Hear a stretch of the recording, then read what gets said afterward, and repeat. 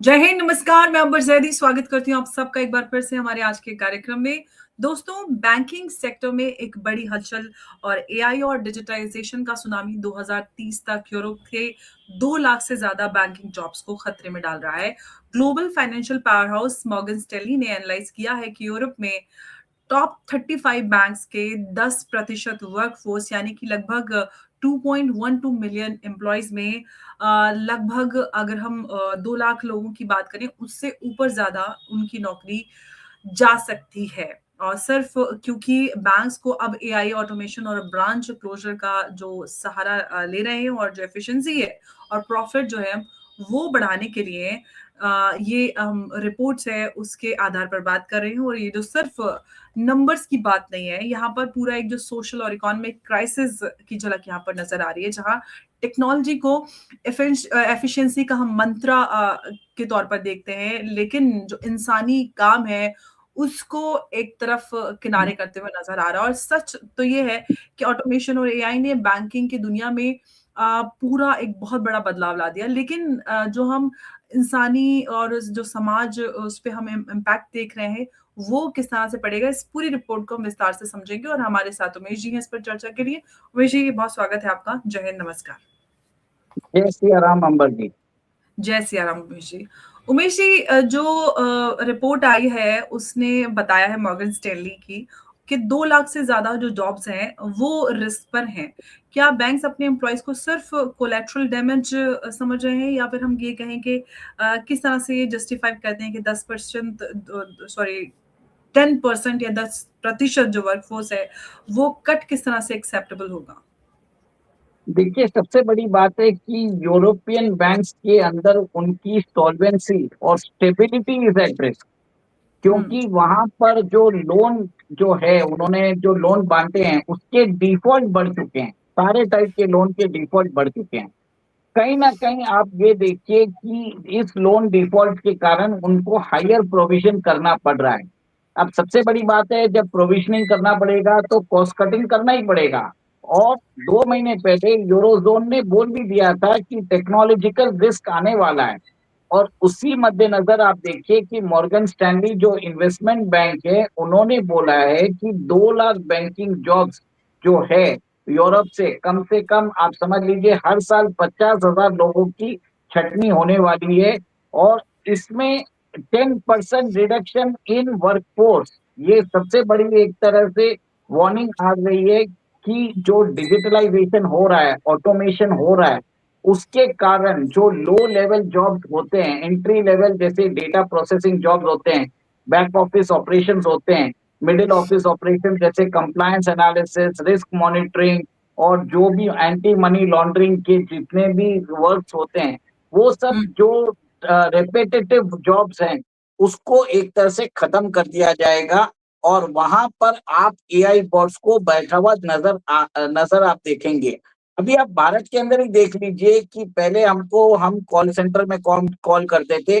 आजकल व्हाट्सएप पे AI bots आ गए हैं।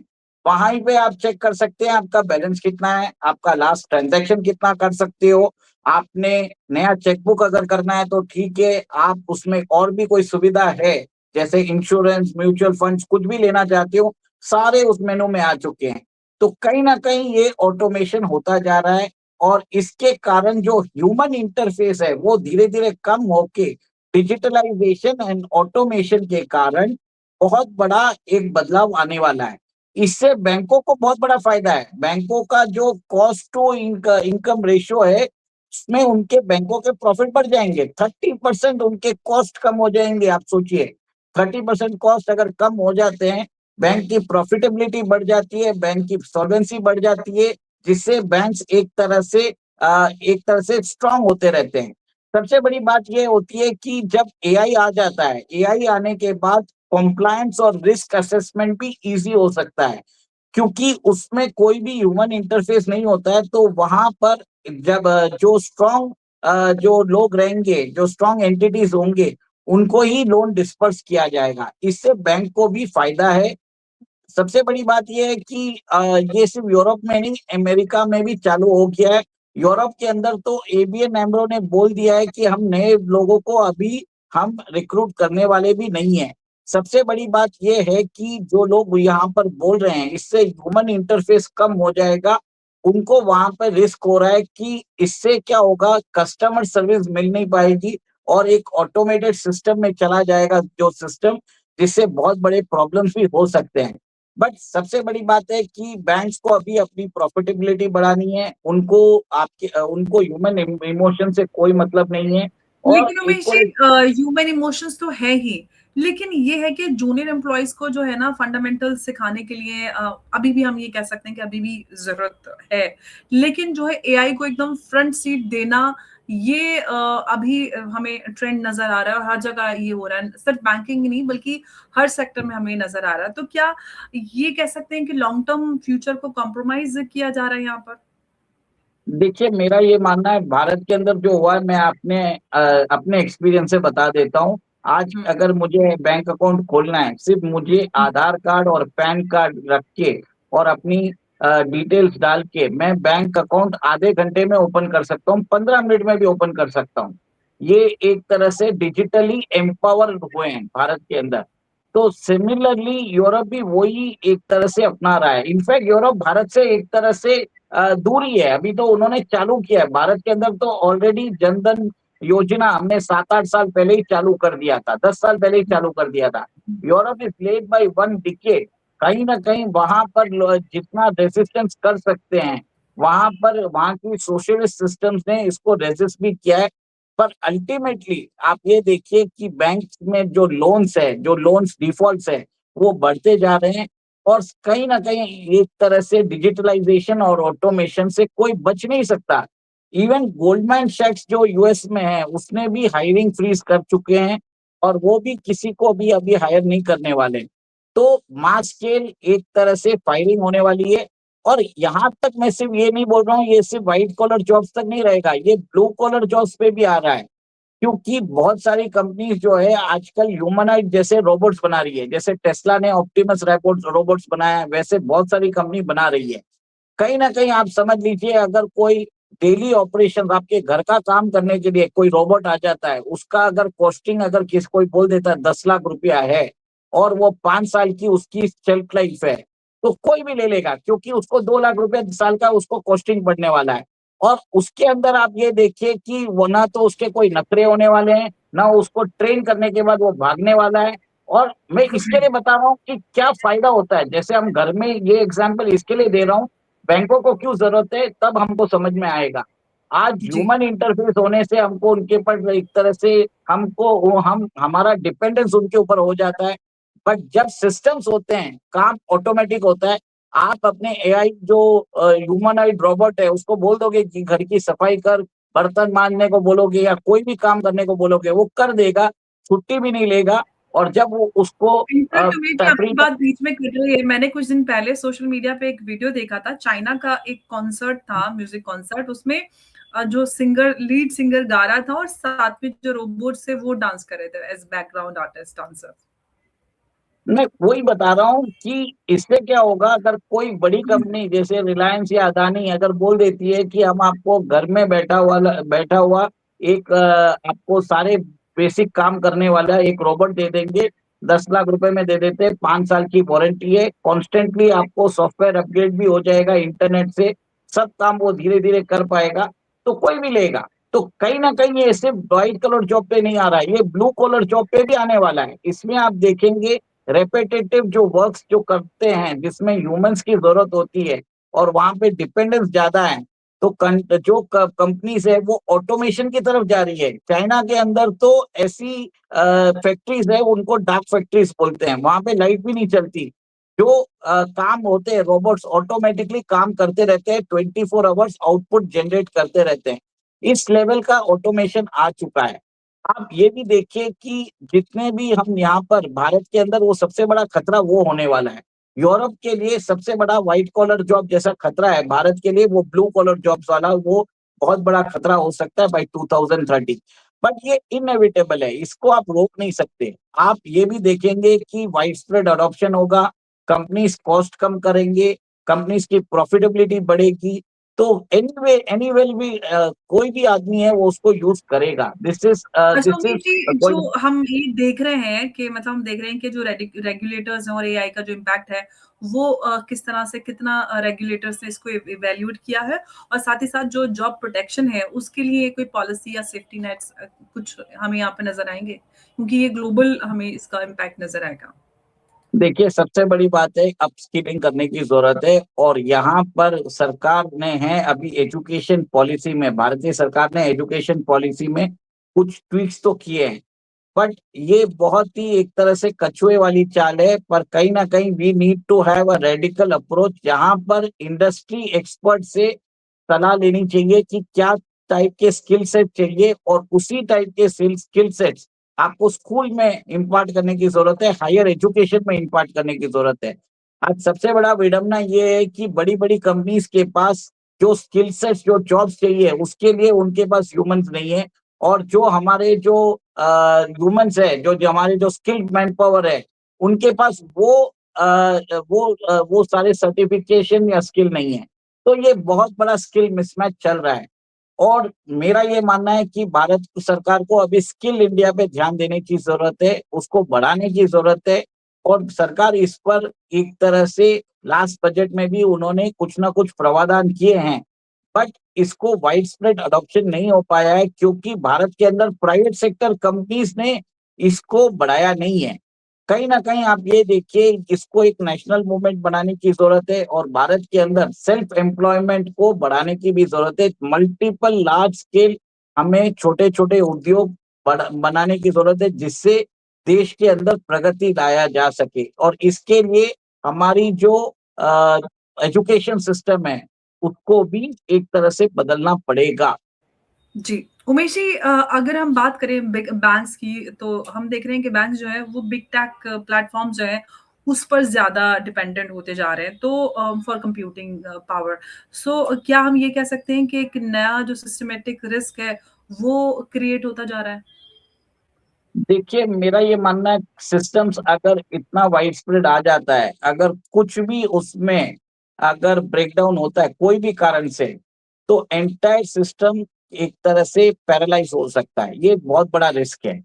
सबसे बड़ी बात है कि आज जो पहले जो काम जो ह्यूमंस करते थे, डेटा एंट्री ऑपरेटर्स या प्रोसेसिंग टास्क, वो सब कंप्लीटली चले जाने वाले हैं। ट्रांजैक्शन प्रोसेसिंग टीम्स जो हैंडल करते थे payments and other settlement of cheques and trades, वो खत्म हो जाएंगे। रिपोर्ट जनरेशन जो होती थी, जो लोग पहले एक्सेल में फीड करते थे, फिर एक्सेल से रिपोर्ट निकालते थे, वो सब ऑटोमेट हो चुकी है। रिस्क मैनेजमेंट जो काम होता था, वो जो पहले लोग देखते थे प्रोफाइल एनालाइजिंग, वो भी एआई कर रहा है। सब काम एआई कर रहा है। इससे क्या होगा कि सिर्फ टॉप लेवल पे आप देखेंगे पोजीशंस रहेंगे।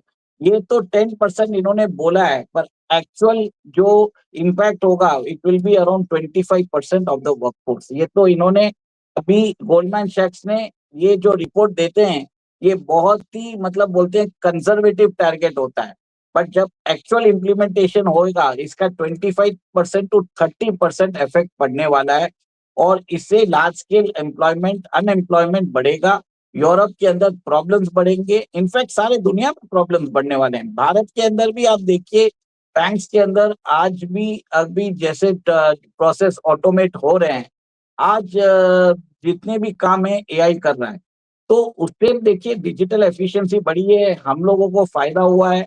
हम आधे घंटे में अकाउंट खोल पा रहे हैं, हम ट्रांजैक्शन कर पा रहे हैं। ऑटोमेशन से देश की 140 करोड़ की जनता को बहुत फायदा बढ़ा है। इतने सारे जनधन अकाउंट खुले हैं, इतने सारे जो डिजिटल एक्सप्लोजन हुआ है। देखिए यूपीआई के थ्रू कितना बड़ा ट्रांजैक्शन हो रहा है। यूपीआई में वॉल्यूम ऑफ ट्रांजैक्शन जो है, हर महीने कम से कम 25 बिलियन ट्रांजैक्शन हो रहे हैं। अंबर जी सोचिए, 25 बिलियन ट्रांजैक्शन हो रहे और हैं। वो उस लार्जेस्ट। पे हम चर्चा भी कर चुके हैं। आईएमएफ ने भी काफ़ी सराहा भारत के यूपीआई को। लेकिन उमेश जी, एआई से जैसे कि आपने बोला एफिशिएंसी तो गेन हो रही है, वो सब मिल रहा है। लेकिन जो साइबर रिस्क है, एल्गोरिदम बायस और जो एरर अकाउंटेबिलिटी जैसी प्रॉब्लम्स हैं, ये जो है ये किस लिए कंटिंजेंसी बनाई है इसकी? देखिए, इसके अंदर सबसे बड़ा रिस्क है कि जो डिसीजन मेकिंग रहेगा, जो टॉप डिसीजन मेकिंग रहेगा, वो बैंक्स के टॉप मैनेजमेंट के हाथ में होगा। कहीं ना कहीं वो चाहे तो आप जैसे बता रहे हैं अल्गोरिथम बायसनेस वो सब बिल्ड डाउन कर सकते हैं। अब उसके ऊपर क्या रेगुलेटरी चेक है, अभी तक तो इसके ऊपर कोई बातचीत हुई नहीं है। अभी तो जब फोकस यही है कि मास स्केल ऑटोमेशन और डिजिटलाइजेशन किया जाए, बैंक को कॉस्ट कटिंग करनी है, अपनी प्रॉफिटेबिलिटी बढ़ानी है, एम्प्लॉयज को सैक करके टॉप मैनेजमेंट अपना बोनस बढ़ाना चाहता है। और फ्यूचर में अगर कोई देखिए, ऐसा है कि जो यूरोपियन और अमेरिकन बैंकिंग सिस्टम है, वहां पर स्ट्रिक्ट कंट्रोल्स और प्रोसीजर्स भी नहीं है। वहां पर लोन बांटने के लिए वहां पर आप किसी को भी वो लोन बांट देते हैं और फिर बैंक डिफॉल्ट करता है तो अमेरिकन गवर्नमेंट उसको या यूरोपियन गवर्नमेंट उनको बचा लेता है। इसका मतलब ये है कि वहां पर कंट्रोल्स एंड चेक्स नहीं है लोन डिसबर्समेंट में, जिससे लार्ज स्केल एक तरह से बैंक डूबते भी हैं और उसके बाद टैक्स पेयर्स को पिनलाइज किया जाता है और बैंक्स को बचाया जाता है। ये काम हमेशा हो रहा है, 2008 क्राइसिस में भी हुआ, 2020 के जब कोविड क्राइसिस हुआ उस समय भी अमेरिकन गवर्नमेंट ने डॉलर्स बांटे।